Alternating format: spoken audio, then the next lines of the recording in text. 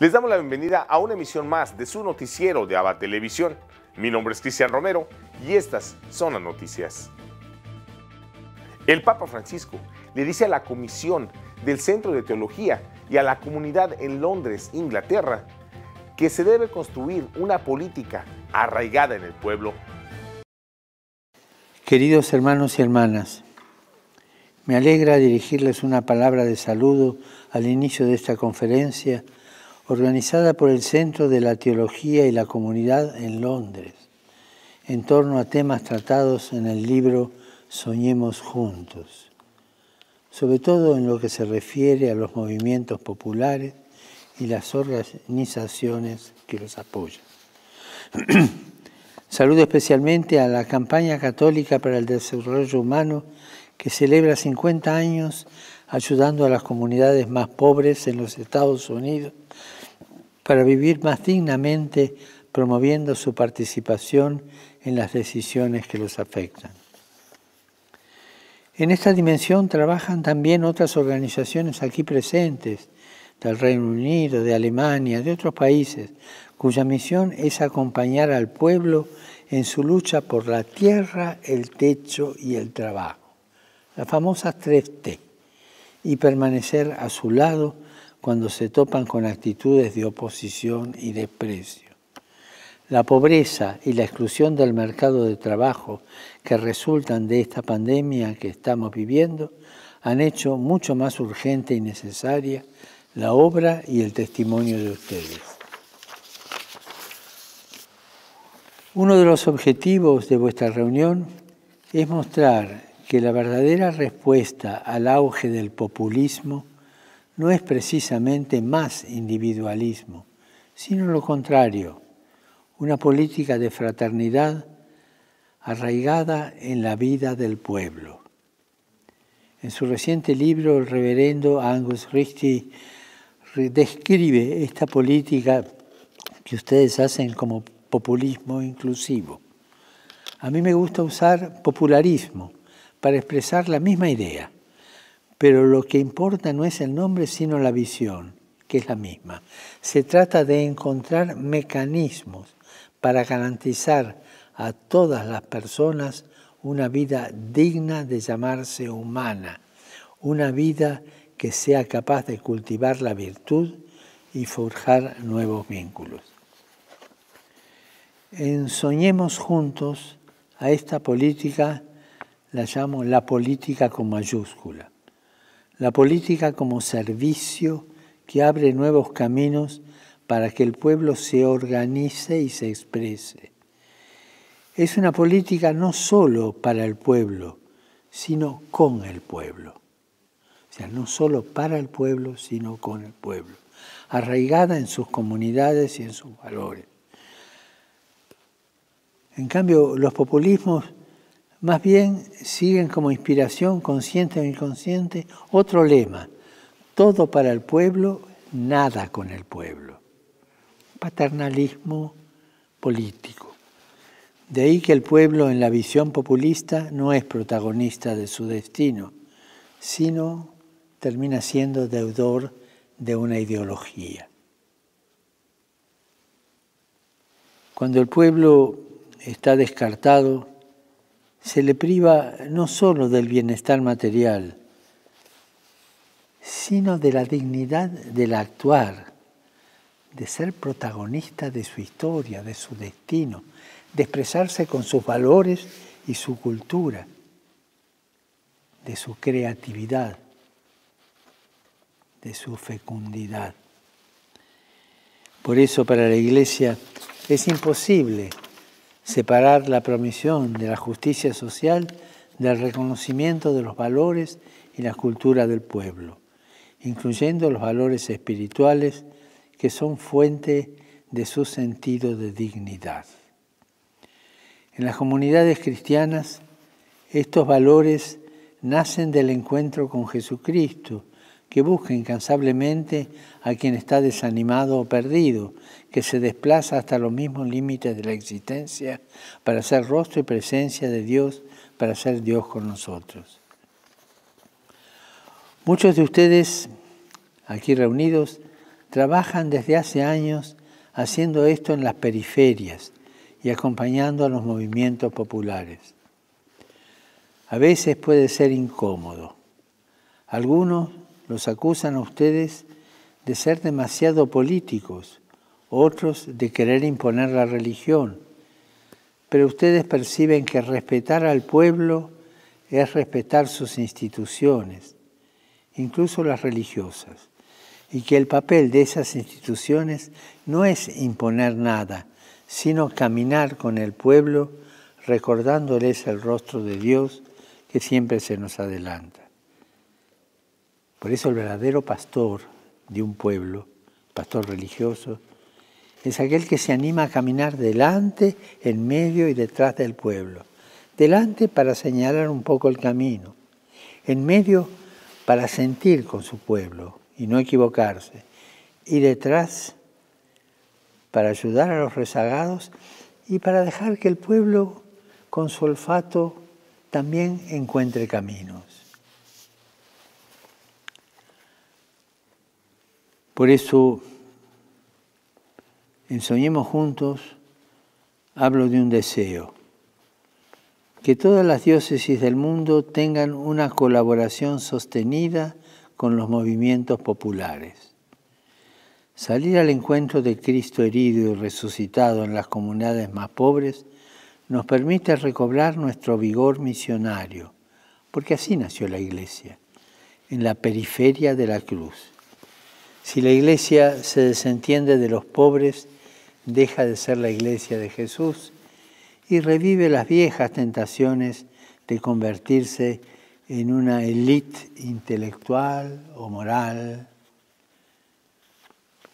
una nueva forma de pelagianismo o de vida esenia. Del mismo modo, una política que se desentiende de los pobres nunca podrá promover el bien común. Una política que se desentiende de las periferias nunca sabrá entender el centro y confundirá el futuro con un proyectarse a través de un espejo. Una manera de desentenderse de los pobres es despreciar su cultura, sus valores espirituales, sus valores religiosos, sea descartándolos o explotándolos para fines de poder. El desprecio a la cultura popular es el comienzo del abuso de poder. Al reconocer la importancia de la espiritualidad en la vida de los pueblos, se regenera la política. Por eso es imprescindible que las comunidades de fe se encuentren, fraternicen, para trabajar para y con el pueblo. Con mi hermano, el gran imán Ahmad Al-Tayeb, asumimos la cultura del diálogo como camino, la colaboración común como conducta y el conocimiento recíproco como método y criterio, siempre al servicio de los pueblos. Ahora, más que nunca, queridos amigos, debemos construir un futuro desde abajo, desde una política con el pueblo, arraigada en el pueblo, y que vuestra conferencia ayude a iluminar el camino. Muchas gracias.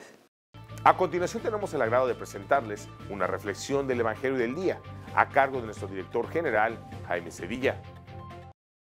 En el Evangelio de hoy, tomado del capítulo 6 de San Juan, nosotros tenemos esta hermosa frase de Jesús: yo soy el pan de la vida. El que viene a mí no tendrá hambre, el que viene a mí no tendrá sed. Esto lo dijo Jesús porque le decían a él los fariseos de que Moisés les dio a comer el maná bajado del cielo.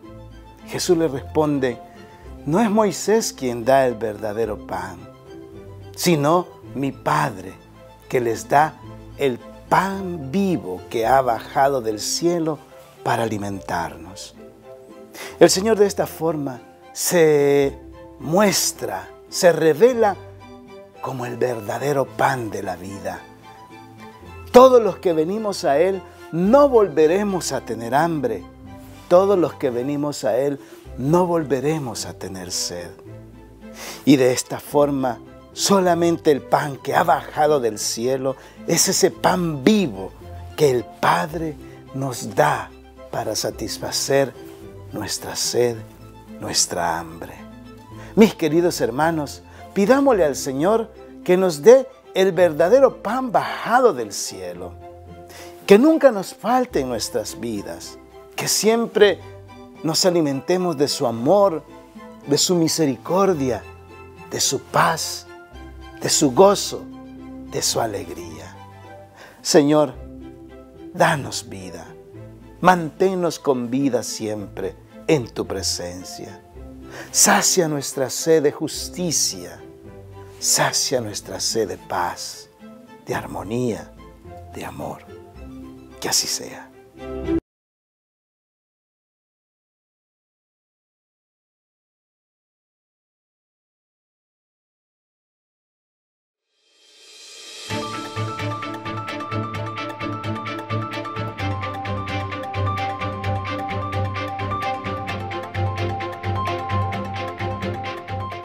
Ocurre la enésima matanza en Indianápolis y sacude a Estados Unidos.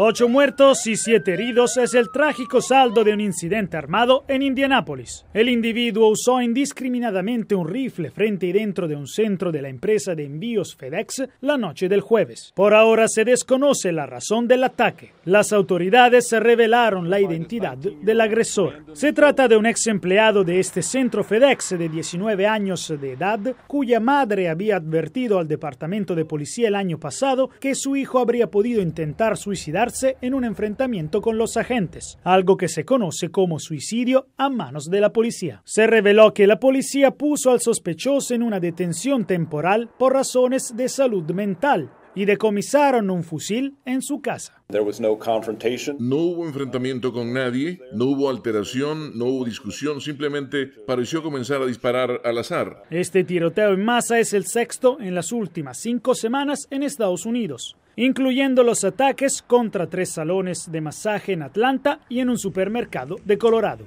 Ahora la investigación sigue adelante. Ningún dato restaurará las vidas que fueron arrebatadas o la paz que fue destrozada.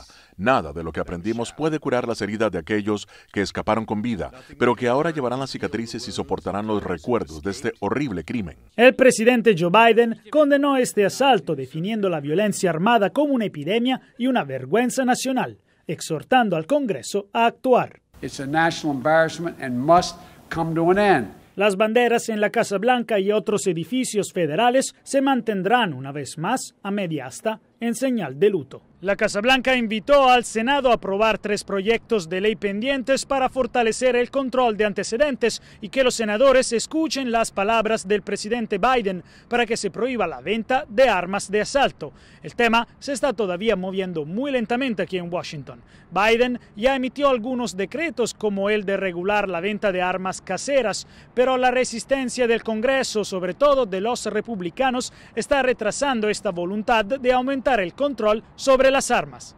Desde Washington, Jacopo Luzzi, Voz de América. ¿Por qué los cardenales eligieron a Benedicto XVI como papa tan rápido? Veamos en la siguiente nota. El cónclave que eligió a Benedicto XVI fue el segundo más rápido de la época contemporánea después del de Pío XII. En solo 19 horas y 4 votaciones, el cardenal Joseph Ratzinger se convirtió en papa. A media tarde del 19 de abril, exactamente a las 4:50 hora de Roma, el humo blanco que salía de la Capilla Sixtina anunció la elección. Annuncio vobis gaudium magnum. Habemus papam. El nuevo papa se presentó así al mundo. Un semplice umile lavoratore nella vigna del Signore. La rapidez del cónclave demuestra una claridad de ideas por parte de los votantes. Pensaban que era urgente responder a la crisis de Occidente, o sea, afrontar la crisis del catolicismo desde su perspectiva occidental. Para eso hacía falta un experto de Occidente, y el cardenal Ratzinger, con sus reflexiones sobre la relación entre Europa y el cristianismo y entre razón y fe, era la persona más adecuada. Roberto Regoli es autor de El pontificado de Benedicto XVI, uno de los análisis más interesantes sobre el trabajo de este papa. Efectivamente, Benedicto XVI intentó por una parte construir unidad entre las corrientes de la Iglesia y por otra, darle las bases intelectuales para afrontar los desafíos del siglo XXI. Propuso una profunda reflexión sobre la vida de Jesús para no vivir la fe sobre impresiones, sino sobre fundamentos sólidos, o mostró la fuerza del rigor intelectual contra el relativismo y los primeros coleteos de las fake news. Benedicto XVI puso en marcha procesos para responder a esta crisis. Primero, aclarando las categorías intelectuales que hay que utilizar para responder a la crisis, volviendo a proponer un camino al cristianismo que no prescinde de la razón. Y así comenzó el pontificado de Benedicto XVI, un papa intelectual que sorprendió en sus discursos en parlamentos e instituciones internacionales y que dejó en herencia un rico magisterio escrito. Un papa tímido y quizás poco comprendido por una cultura de masas acostumbrada a grandes gestos y a ruidosas declaraciones. Y nos vamos a Sudamérica con nuestro amigo, el padre Manuel Rodríguez Rodríguez, misionero claretiano de nuestra cadena hermana JN19 Televisión, con un reportaje especial desde Lima, Perú, de lo que está ocurriendo en ese país. Reporta para la cadena de televisión ABBA y JN19 del Perú, el padre Manuel Rodríguez Rodríguez, misionero claretiano desde Lima. En cuanto a las clases presenciales, se había anunciado que el día 19 comenzarían en algunas partes, sobre todo en la zona rural. Pues han comenzado muy poquitas. En la región de Arequipa, donde se había pedido para más de 200 escuelas, pues solamente se han aprobado para 17 nada más, estando de acuerdo los padres, los educadores y los alumnos. La gestión del actual presidente Sagasti ha bajado en aprobación. En este mes la aprobación, según la encuesta ISOS, pues tiene como aprobación 24% y desaprobación 64%. Respecto al mes anterior ha bajado la aprobación. La vacuna AstraZeneca, que ya está llegando, se va a llevar a las regiones porque allí exigen pues menos temperatura. También los dos candidatos que hay, Pedro Castillo y Keiko Fujimori, pues están ahora en las redes sociales. Sobre todo la gente pues va resaltando las virtudes y también los vicios y los peligros que tiene cada uno de ellos si salen como presidentes. Lima y Callao siguen en un grado extremo, riesgo extremo, hasta el día 9 de mayo, domingo, que es el Día de la Madre, incluido ese día. Y todos los domingos, hasta ese día incluido, hay inmovilización total y no se puede circular con carros particulares. En cuanto a la Iglesia, se sigue la consigna de los obispos: denles ustedes de comer, y campaña durante 5 semanas para que la gente tome conciencia y traiga víveres para las ollas que se preparan para dar gratis a mucha gente que lo está necesitando. Por una parte, darles de comer. Por otra, los templos están totalmente cerrados, totalmente, hasta el día 9, incluido 9 de mayo. La gente está un tanto triste, al menos gente que es fervorosa, no poder comulgar, no poder entrar a hacer una visita al Santísimo, a meditar, pero así es la orden del gobierno. Se han vacunado ya 748.192 personas. Todavía muy poco, hasta que lleguemos a los 3 millones. Un día como hoy, pues nació Isabel Flores de Oliva Santa Rosa, la primera santa canonizada del continente americano. Ha habido esta noche un sismo de 5 grados en la región del sur, en Chilca, y abarcó 44 kilómetros. Reportó desde Lima el padre Manuel Rodríguez, misionero claretiano.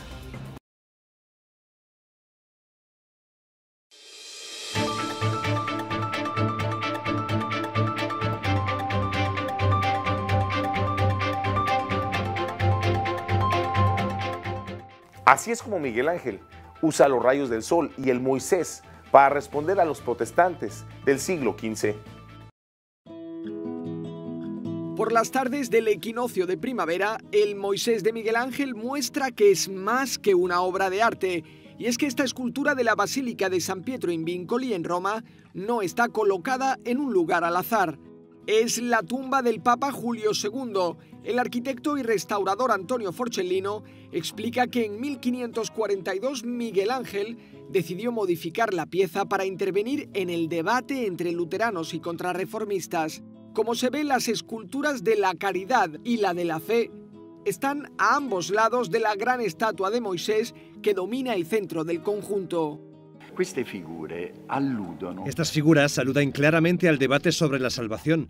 Para los luteranos la salvación se alcanzaba solo por la fe. Los contrarreformistas decían que eran necesarias las buenas obras. La propuesta de Miguel Ángel, que se expresa en este monumento, es diferente. Es una posición de mediación. La obra fue dispuesta de tal manera que por las tardes, en torno al equinoccio de primavera, los rayos de sol se cuelan entre las columnas de la basílica e iluminan cada figura como si fuera una representación teatral. Este monumento se comprende plenamente en las tardes en torno a Pascua. Ahí, gracias a la inclinación del sol, la caridad y las buenas obras se transforman en luz, gracias al genio de Miguel Ángel. Los rayos de sol ayudan a representar la caridad como una luz que ilumina la verdad y la profundidad de la fe. Los estudios más recientes sugieren que esto es exactamente lo que Miguel Ángel pretendía hacer cuando dispuso ahí el grupo de esculturas, usar la luz para dar claridad al significado de esta obra de arte intemporal. Hoy, 20 de abril, en el Santoral de la Iglesia, celebramos el Día de San Telmo. Conozcamos su historia.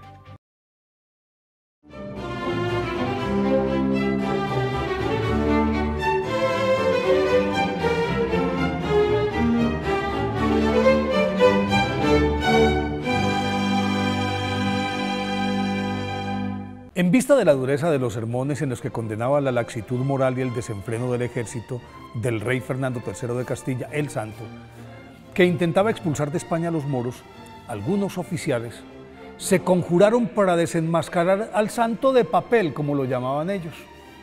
Entonces enviaron a una hermosa prostituta para que lo sedujera, y ella, en actitud provocativa, entró a su tienda de campaña ligera de ropas. El padre Pedro González Telmo, sin perder su aplomo, desparramó un haz de leña sobre su cama, le prendió fuego, se tendió sobre el lecho, ese lecho ardiente, e invitó a la mujer para que se acostara a su lado. Como era lógico, la ramera salió despavorida y los militares que esperaban afuera el desenlace, al entrar a la carpa, vieron al capellán arrodillado sobre las brasas, tocándolas con su frente y cantando salmos. Al cabo de un rato se incorporó sin quemaduras, con su hábito intacto, mientras los tizones continuaban encendidos, sin chamuscar las sábanas. Pedro González Telmo, nacido en Fromista, España, en 1190, desde muy niño fue confiado a su tío, el obispo de Palencia, quien, al notar su fluidez verbal y su aguda inteligencia, lo educó con esmero. Se graduó como doctor en teología y sagradas escrituras, lo que de hecho le abría el camino hacia una promisoria carrera eclesiástica que comenzó, luego de ordenarse sacerdote, nada más ni nada menos que como canónigo de la catedral.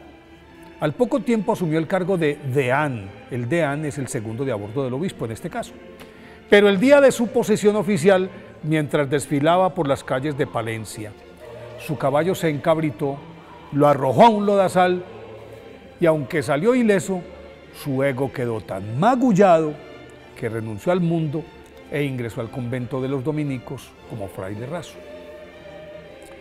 En adelante fue el más modesto de los monjes y se destacó por su obediencia y por su humildad. Pero dada su elocuencia, sus superiores enviaron a Fray Telmo a predicar y las plazas quedaban pequeñas para su audiencia. Por ello fue designado capellán del ejército del rey, hasta que aquella amarga experiencia con la prostituta le dejó claro que estaba en el lugar equivocado. Fray Telmo, como lo llamaban cariñosamente la gente del pueblo, encaminó entonces su evangelización hacia los marineros y pescadores, población que era muy numerosa, supersticiosa y abandonada. En poco tiempo los organizó en cooperativas, los confesaba en los muelles, asistía y curaba milagrosamente a los enfermos, celebraba eucaristías a la orilla del mar, bendecía a los marinos antes de salir a sus faenas, y cuando estaban en peligro en alta mar, los navegantes invocaban su protección y San Telmo inmediatamente era visto en las proas de los barcos calmando las tormentas. Una vez predicando a una multitud a la orilla del río Miño, se desató tremendo temporal y San Telmo levantó sus manos, las nubes se abrieron y el sitio en donde estaban permaneció seco. Pero en el área circundante llovió a cántaras, hubo inundaciones, casas descuadernadas, árboles descuajados. Que los prodigios de San Telmo eran impresionantes. Se convirtieron en el pan de cada día y fueron tantos que tras su muerte ocurrida el 14 de abril de 1246, en su proceso de beatificación, contabilizaron 208 milagros. Fue canonizado por el Papa Benedicto XIV en 1741. Por eso hoy, 20 de abril, día de su festividad, pidámosle a San Telmo que nos enseñe a vencer el ego como lo hizo él para entregarnos a Dios. Unámonos en oración por la petición del Papa Francisco para el mes de abril, que es el reconocimiento de los derechos humanos fundamentales. Para defender los derechos humanos fundamentales hace falta coraje y determinación. Me refiero a oponerse activamente a la pobreza, a la desigualdad, a la falta de trabajo, de tierra, de vivienda, de derechos sociales y laborales. Piensen que muchas veces los derechos humanos fundamentales no son iguales para todos. Hay gente de primera, de segunda, de tercera y de descarte. No, tienen que ser iguales para todos. Y en algunos lugares, defender la dignidad de las personas puede significar la presión, incluso sin juicio, puede significar la calumnia. Cada ser humano tiene derecho a desarrollarse integralmente y ese derecho básico no puede ser negado por ningún país. Recemos para que aquellos que arriesgan sus vidas luchando por los derechos fundamentales en dictaduras, en regímenes autoritarios e incluso en democracias en crisis, para que vean que su sacrificio y su trabajo dé fruto abundante.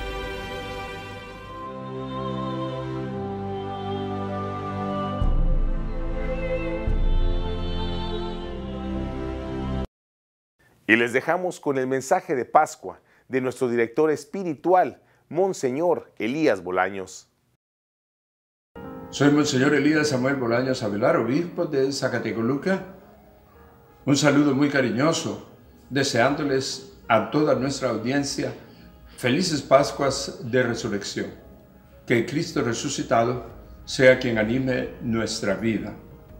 Saludamos cariñosamente a toda nuestra audiencia de ABBA Radio y Televisión, ABBA Magazine, ABBA Group. Estamos muy unidos con ustedes que han sintonizado todos nuestros programas de Semana Santa y de esa manera revivir los grandes acontecimientos del misterio de nuestra salvación, el misterio pascual. Nuestra catedral con mucho gusto ha transmitido también para ustedes, a quienes saludamos y que esperamos se concluya esta grandiosa fiesta de nuestro Señor Jesucristo con la vigilia pascual. Desde ya pues queremos que Jesucristo resucitado inunde sus corazones, los llene de la alegría, de la fe y de la esperanza. Cristo, venciendo la muerte, llena de profundo sentido nuestra vida. Y esto es lo que queremos para cada uno de ustedes, que realmente, habiendo vivido nuestra fe, el Señor les recompense con la esperanza de la vida eterna. Que Cristo resucitado, que el aleluya que cantamos llene todo nuestro tiempo pascual. Bendiciones para ustedes. Y así hemos llegado al final de una emisión más de su noticiero de ABA Televisión. Muchas gracias por su preferencia y continúen con nuestra programación. Les invitamos a sintonizarnos todos los días por www.abatvn.com, por Canal 75 de Guatemala por Multivisión, en nuestras plataformas digitales de Roku TV y Amazon Fire, así como en nuestras cadenas hermanas y como siempre en nuestras redes sociales. Ahí nos vemos y que Dios les siga bendiciendo.